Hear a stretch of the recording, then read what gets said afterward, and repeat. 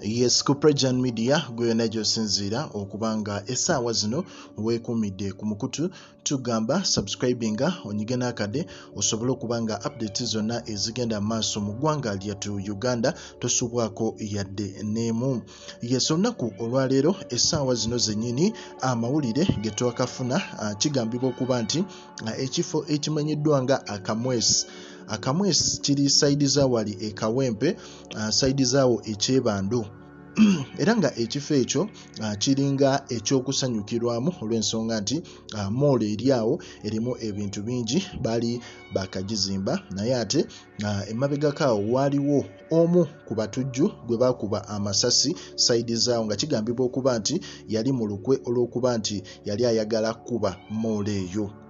Naye ate essaawa zino amawulire ge twakafuna galaga nti moolo eyo essaawa zino waliwo explosion etekinze place era nga Red Cross eddusseyo n'abantu baayo ab'enjawulo kusobola okuba nga batekinga over ne ambulance ez'enjawulo basobole okuba nga bayina abantu be bataasa aba-experiencinze explosion eyo. Ekkubo eryo oyinza okuba tolimanyi naye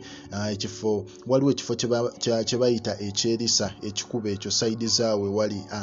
Akamwesi Mall oba eyo Kanyanya Road oba giyite Gayaza Road we wali Akamwesi